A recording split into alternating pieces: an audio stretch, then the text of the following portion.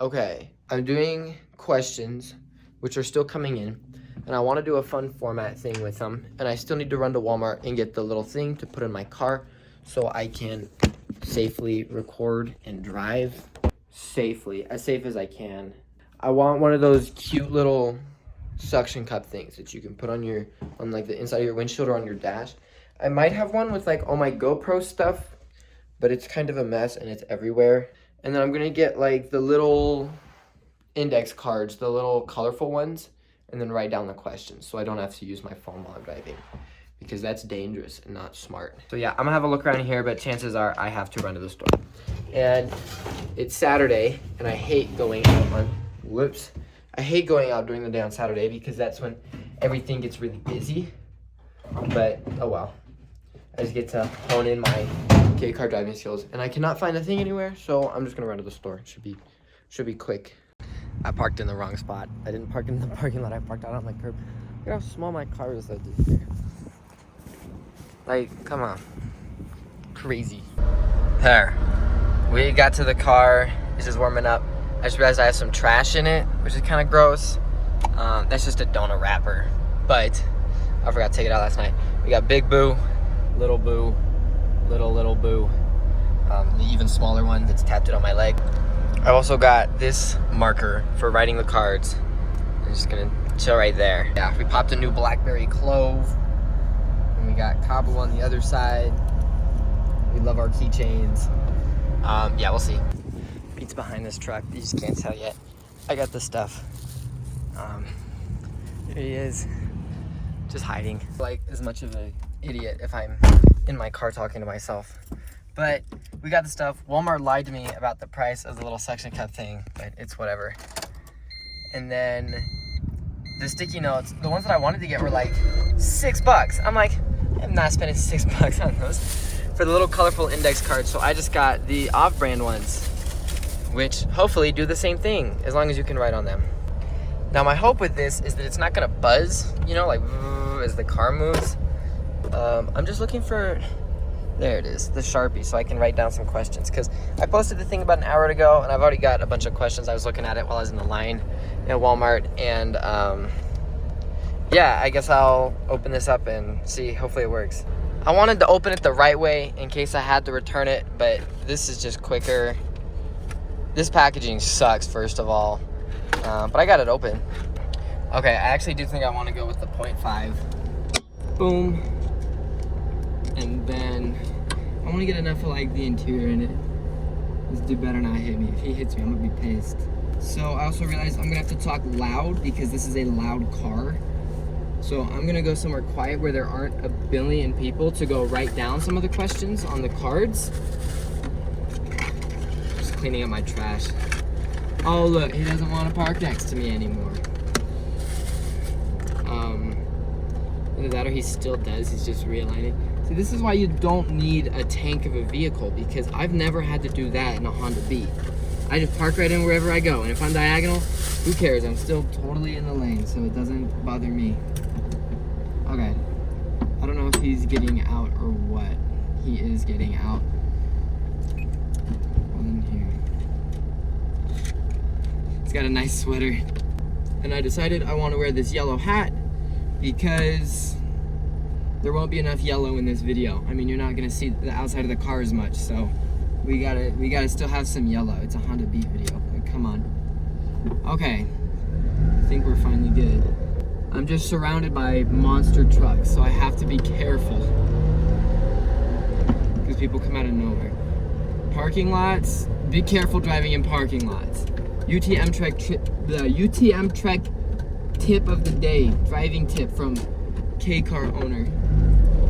Parking lots is where the most accidents happen, so don't drive like an idiot in parking lots unless they're empty. Then go crazy, because it's so fun to drive like an idiot in parking lots when they're empty. Big old Super Duty in front of me is not feeling like going. They always like ride your butt until, you know, they want you to make a move, but then they're like the biggest chickens when it comes to shooting anything. Also, how are you proud to like rep a car called the Super Duty? You know, I don't know. That's just kind of funny to me. Also, there's a Kia Soul in front of me that is like completely missing a chunk out of its bumper. Looks like someone took a bite out of it. I'm at the worst intersection in town, making an unprotected left. There's our busiest freeway interchange right on the other side. So I'm probably gonna be stuck here for a couple rotations. Yeah, it's already turning red. These people are getting into the turn lane behind me and they're cutting it close. Please don't hit me. I don't know if I'm just gonna keep this going on one really long take or what. Why are you pulling up, dude? The light is red. You're not gonna shoot this. This is why I don't like to do stuff in the middle of the day on Saturdays. It's kind of as busy as it gets because it's Utah. Nobody really does anything on Sunday. Sunday, ghost town, right? But Saturday gets busy on Saturdays because that's pretty much the only weekend day people have to do stuff in Utah. Ooh, let's not kill it. God. Well, I'm gonna shoot it. I don't care.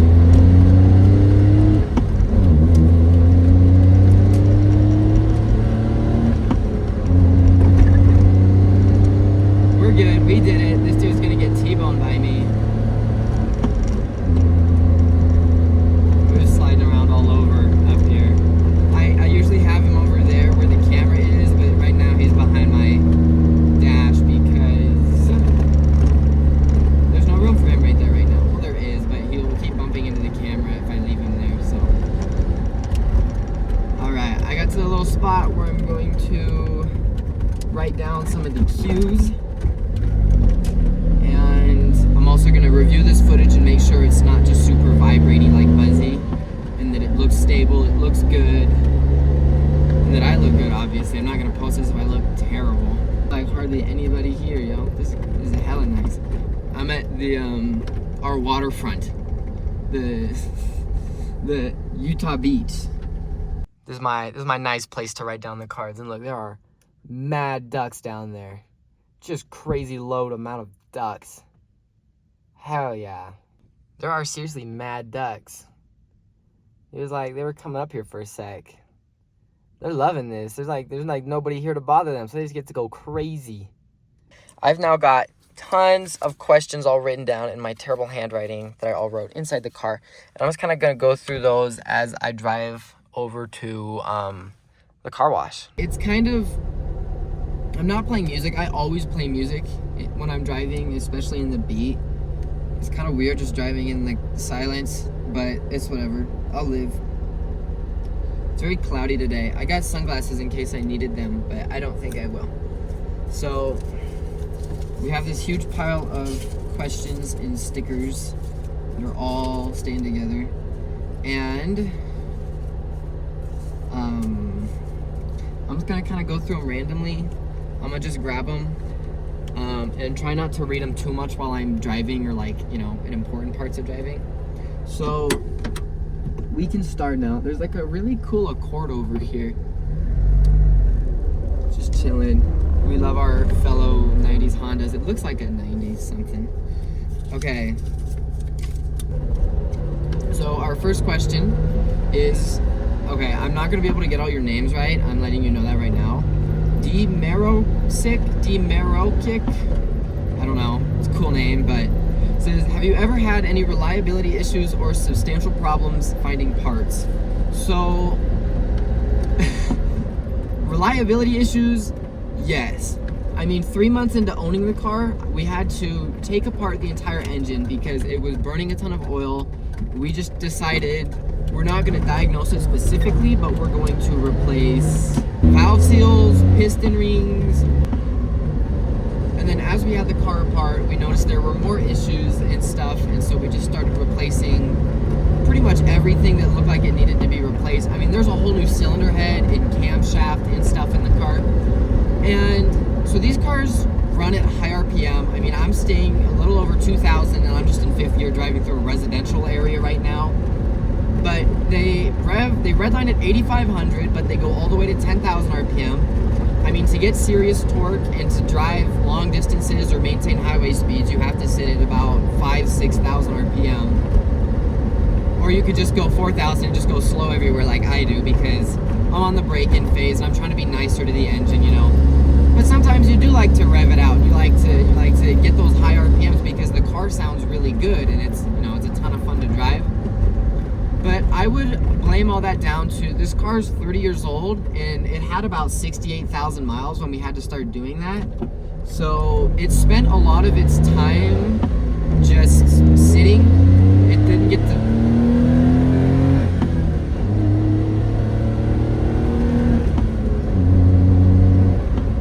That was only 5,500 too. I mean, this car's crazy, but I kind of think that all that comes down to the car spent a lot of its time sitting. It's 30 years old, low mileage relatively, and so yeah, I mean, it's a 30-year-old car. It's not going to be perfect. It will have issues and it will break. The most important thing is to just find places to get information. My Beat didn't come with an owner's manual or anything. I'm just so lucky. There's a really good Facebook group with a lot of people willing to help out. On Instagram, there's a lot of people who are willing to help out. As far as finding parts, it's not impossible. A lot of things can be substituted from other 90s Hondas. Like a lot of the generic things. A lot of the more specific things, you still can find though. They're not that difficult. Like I got OEM spec piston rings from my boy, that guy Michael, here on Instagram. I just reached out to him and he's got connections and he hooked me up with some OEM spec piston rings, as well as, oh, this road is bumpy. As well as, like, we're gonna go crazy here a little bit.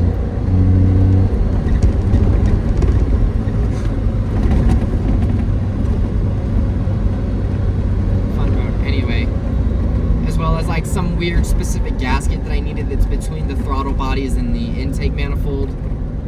But so it's definitely not impossible. I mean, you can get a whole new engine for this car on Yahoo Auctions Japan. Just the conditions vary, of course, based on how much you're willing to spend.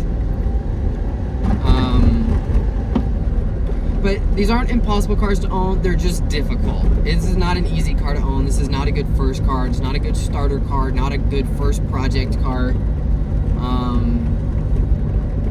Yeah, I'd say that best sums it up. At Not Gigantic Fire Truck, one of my personal favorite K-car accounts on Instagram, asks, yellow over red, or like, yellow, dude, would it kill this dude to go the speed limit? Ever since I was little, yellow's always been my favorite color. I knew one day I wanted a yellow car. Right now I have two. My first car was a yellow Nissan Sentra SER. I still have it to this day. It was my backup when the Beat was out and I drove it throughout high school and stuff. And I just gotta go with my yellow cars. My mom's always been a red car person, so she carries the red cars in the family. I've got the yellow cars. My first Hot Wheel was a little yellow fantasy car that I still have. I mean, I don't like to wear yellow, not like big pieces. Hats and accents and little accessories are okay, but I just don't think yellow's a good color on white people. That's just me. But I gotta go yellow over red. Red's still really awesome. I mean, yellow and red are both much better than pretty much any other color you can get for cars, in my opinion. They're a lot more visible, so they're a lot safer. That's why, like, school buses are yellow, because they're bright and you can see them from far away. Yellow and red Beats, though, are my favorite colored Beats. Yellow's the most common, being followed up by red. I don't know, something about it is just so fun 90s Honda to me, and it just feels so appropriate for this car. But I gotta go with my boy yellow. At Sojourn 540, I hope I'm pronouncing that right, probably not, asks, do you think of making a performance build? I would love to make a performance build, however, it would not be the Beat. The Beat's not really a performance car. If you want a high-performing sports car, you don't get a Honda Beat. I mean,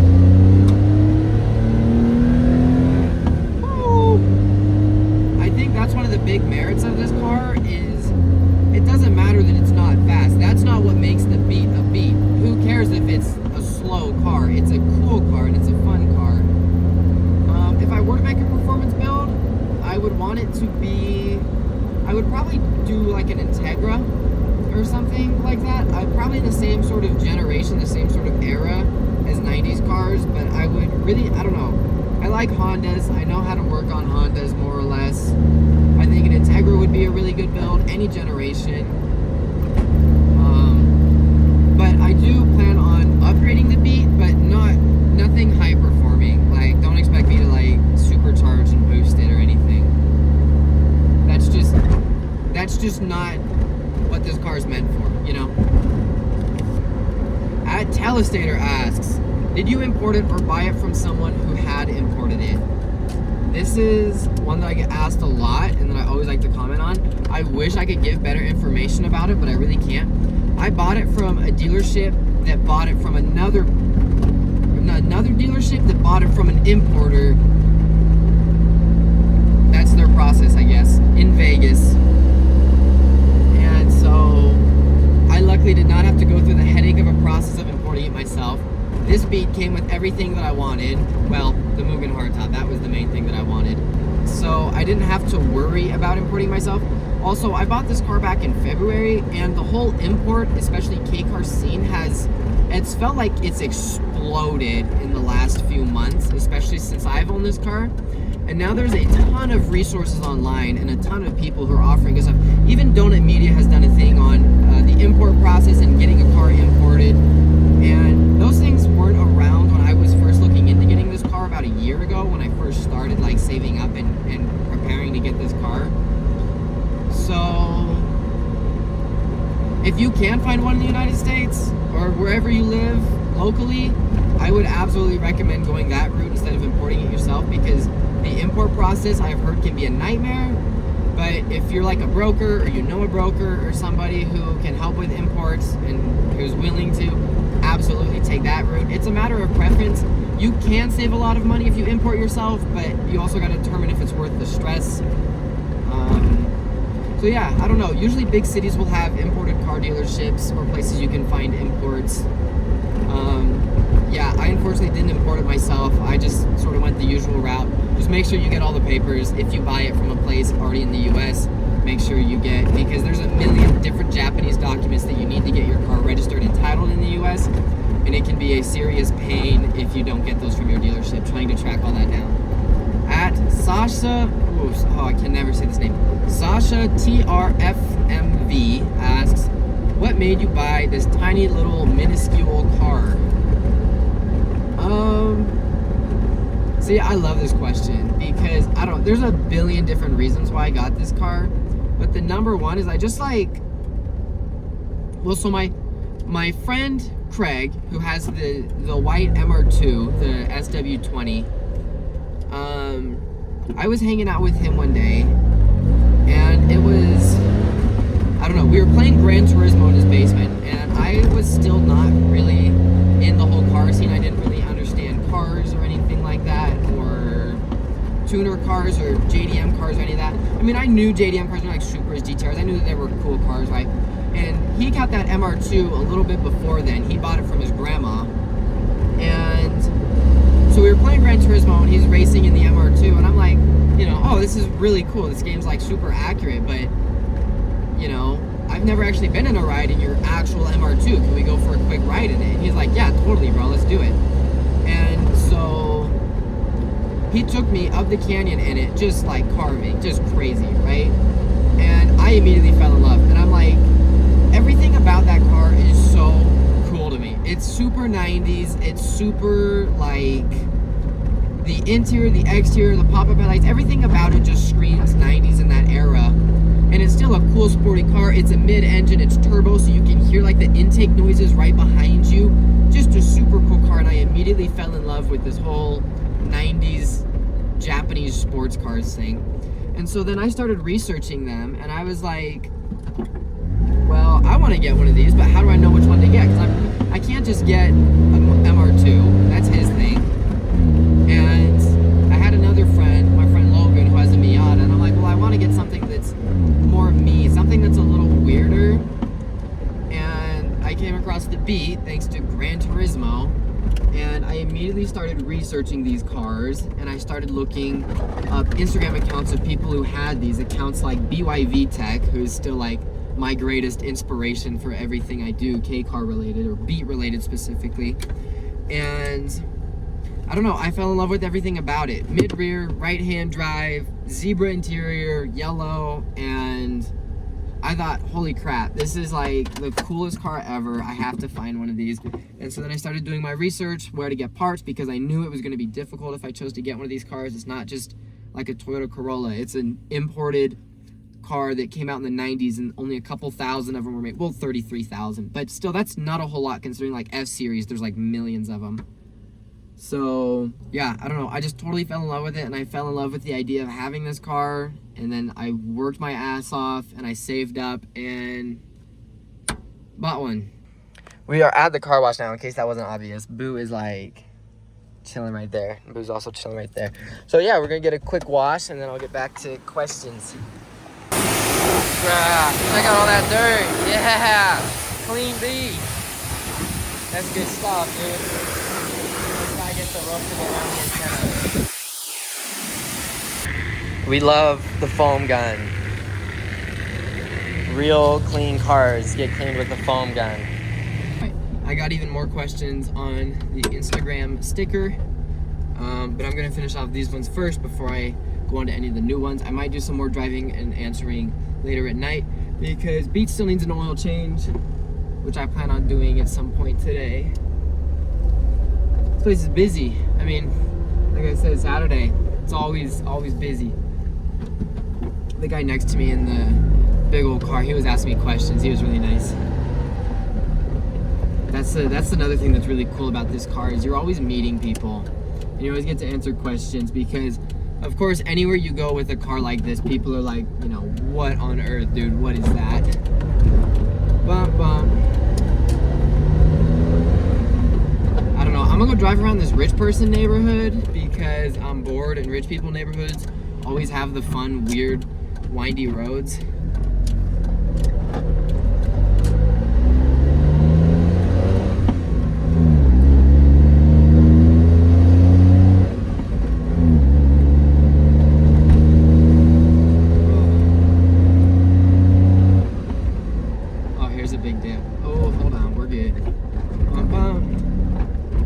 That's nice about this car. Everybody's like, oh, your car's so low, it must scratch everywhere.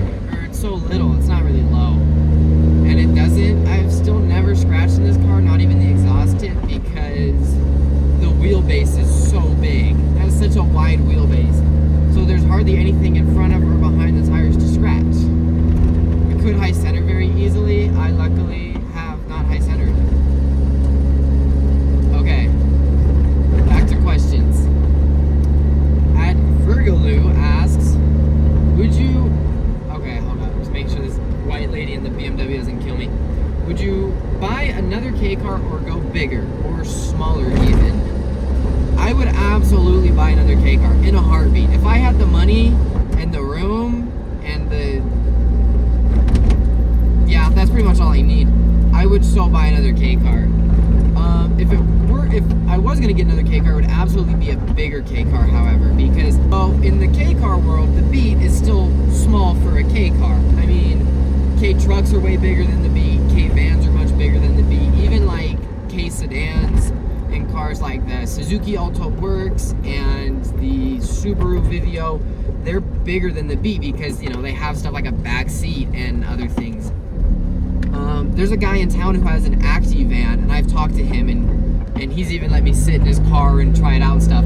And that's like a normal sized car almost. It's still a K car. It's still a K car, obviously, but it feels a lot bigger. I mean, he himself is like 6'3", and he dailies that thing, and he does just fine in it. It's a much bigger roof, and you have more leg room. It's just a much bigger car than a Beat. So if I were to get another K car, the first thing I would want to get would be a K van. I love K vans. I love the look of them. I think they're ridiculous and fun, and you can fit a whole bunch of people in them, which you can't do in the Beat, and you can fit a whole lot of stuff in them. So they're definitely slower. The Beat is fast, on the faster end as far as K cars go. 30-year-old K cars, mind you, but I would love a K van just to get around town. I mean, you could fit all kinds of stuff in it. You could fit all kinds of people in it. Turn it into a party bus or something. Do some Bozozoku thing and slam it and get some crazy colors and body kit. I mean, I would kill for another K car. My next car will be a K car. I'm gonna get another K car before I get another normal car, and that's for sure. And I think with the next K car, I will do the importing and go through that whole process myself. But for now, I've got the Beat and the Sentra, and that's good. Thank you. That was a good question. I love talking about K cars. See, this is like when you talk to the weird kid in your class and you share that you have a special interest and then he never shuts up about it. That's me. I'm the weird kid and you guys are indulging me on what I like to talk about. They had that, this whole road is on a hill and they had that car on jack stands. You can probably see it in the, oh, there's another big dip, in the rearview mirror. I don't know, that's an accident waiting to happen. Hopefully they're okay. But what are these roads? Where am I? I don't know. So not username asks, what is your favorite thing about owning a Beat?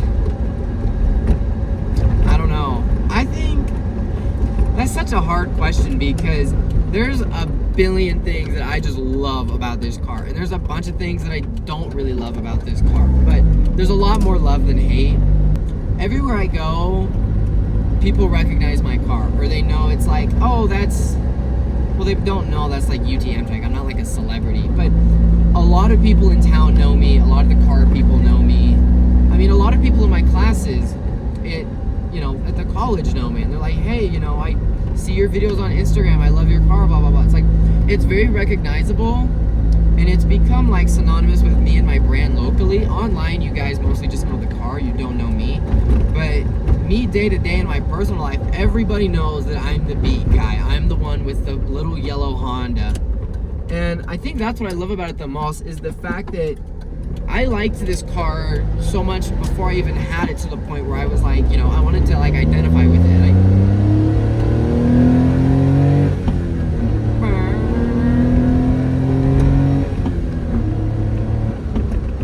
Okay, I am mad speeding. But I don't know. The identity of the car and the identity of me have become meshed together now, and I love that that's really starting to reflect that, like, I'm the guy with this car. The whole time this car was out, people would ask me, hey, when's it coming back? Hey, when's it coming back? Hey, when's it coming back? And it's like, people know me for the car.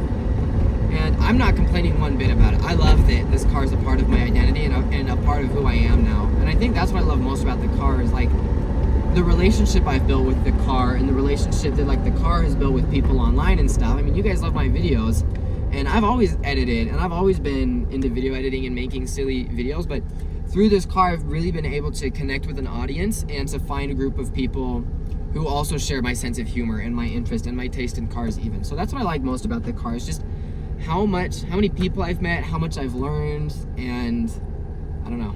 Really good experience owning this car so far, despite the whole engine rebuild. Okay, there's like a random dog right in front of my car right now, but that's okay. I have the second batch of questions, and I'm very excited for this first one because it feels very aggressive, and I love it when people are like trying to be mean to me, because, dude, what is this dog doing? I don't want to hit him. He's just here with some like old lady who can't keep up. Hey, leave my car alone, dude. They're following me. He just ate something that came off my tire track. Gross. Okay, so I love it when people comment mean or aggressive things. This doesn't feel mean, but just the wording's a little hostile. It says, at Mary, oh, my handwriting's so bad. 9999998 said, why are you so attached to your car to the point of making an Instagram account for it? So I made this account way before I even had the car, a couple months, because I knew one day when I finally got the car that I was going to, make videos of it.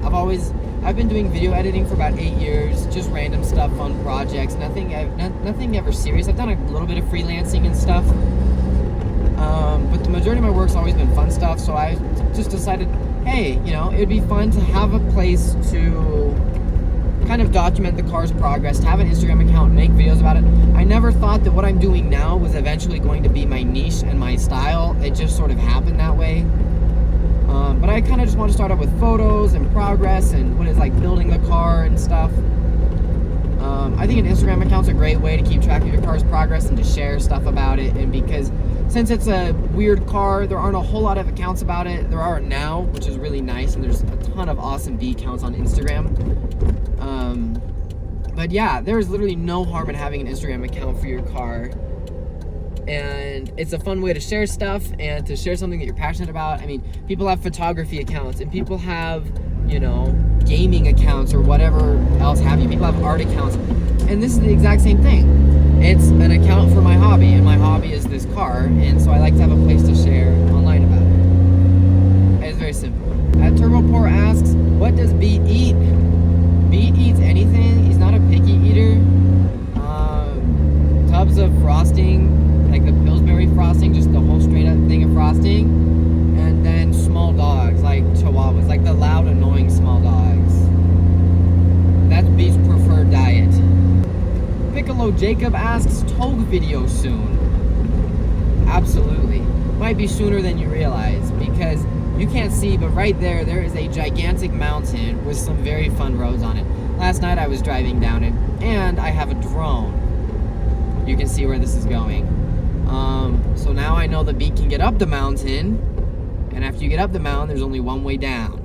And so I am very excited to sometime soon, because the roads are really icy right now because it just snowed. So once the roads dry up a little bit, you know damn well we're getting drone shots chasing the Beat going down the mountain, because it is so pretty up there right now, and it would make some really cool content. So be on the lookout for that. Next question is from Justin is Driving. It says, do you like peanuts and barbecue sauce on whole wheat bread? What is the matter with... It's actually a subject I'm not very experienced in, so I don't know if I exactly have the room to speak on this. I've never tried a barbecue peanut sandwich on whole wheat bread. However, I'm always open to new experiences, and so maybe one day I'll finally get a chance to try it out and give you my fully formed opinion. This part of town is really cute. Look at all this. America. At Ziggy Ducko asks, Bogo's Binted. No, I have not gotten my photos printed yet.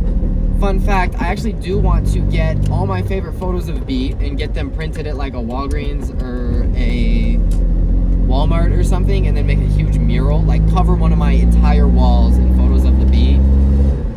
So yeah, that's what I'm getting from Bogo's Binted. All right, and this is probably the last question I'm gonna do for this session, because I'm gonna do the oil change on the Beat soon, and I wanna go run and get food. So I'm just gonna do a little lap around the university while answering this. Jam Newell or Jam Newell, there's two A's, so I'm not sure. How much did the funny yellow Beat cost, and would you recommend one?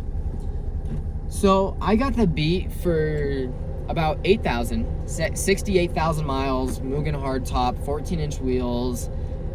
They were asking 11 for it, and we offered them 8,000, and they took it first try. So we're like, okay, well, there's definitely something wrong with this car, but I don't care. I just saved 3,000 bucks. And so obviously we needed to do a full engine rebuild, which cost me about another 2,000. So I'm about 10,000 into this car. I wouldn't trade it for a thing, though. I absolutely love this car, and everything about it is just so fun to me, as I've clarified several times throughout this video already. So yes, I would recommend getting a Beat. However, do your research. Don't just get one of these because there's one for sale at a dealership near you. These cars take a lot of knowledge, a lot of research. You got to know the right people. You got to know the right websites, right forums, everything. Because if you have issues with these cars, it can be very daunting, and there's hardly any information about them out on the internet. You have to find out a lot of it on your own. But I wouldn't trade the experience of owning this car for anything else. This car has easily been the best choice I've ever made in my whole life. And because of the people I've met and the experiences that I've had, sorry, this little girl just like almost ran out in front of my car. Yeah, watch her, dude. Come on, man. A lot of good parents in Utah. When you have 12 kids to watch over, it's a little hard to be keeping track of all of them. I would definitely recommend getting a Beat. Just make sure you know what you're getting into. These cars they can have serious mechanical issues, and they have a lot of common problems, but you know, they're rare, they're hard to find, parts are exclusive, they're not easy to find everywhere. All those guys are staring at my car. Yeah, we gotta get some revs for the homies. But yeah, so if you get the chance to buy or own one of these, absolutely take it. If you even get the chance to drive one of these, they're just so much fun. But yeah, don't go into it dark, because you'll definitely want to know what you're getting yourself into. I've been researching this car for about 6 months before I actually finally bought it. And then, you know, I've had it for 9 months now, and I'm still looking up new things all the time, and I have to learn new things because there's very little information about it on the internet and very little English information as well. I mean, if you're Japanese or you understand Japanese, then you're in a much better boat than I am, but I have to go through a lot of translated stuff. I mean, I don't have a physical copy of the owner's manual, but I have a PDF, but it's still all in Japanese. I need to translate it.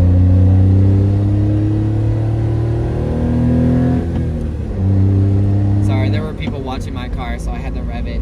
See, that's what this car's so awesome is because everywhere you go, people are like, they're just rubbernecking. They're like, what on earth is that? And then it's a funny sounding car. You get to rev it, so you go, brrr, and everybody's watching, dude. It's just, this car is just a little center of attention everywhere. And so if you don't like being the center of attention, don't get a B. If you do like being the center of attention and you want everybody bothering you about your car, get a B. All right, I'm gonna go get some food because I'm hungry. So I'm going to Taco Bell. Can't go through the drive-thru though. I have to go inside because it's probably busy, and I'm not going to back through the drive-thru if it's busy. I'm gonna get really close to this guy just because I hate him.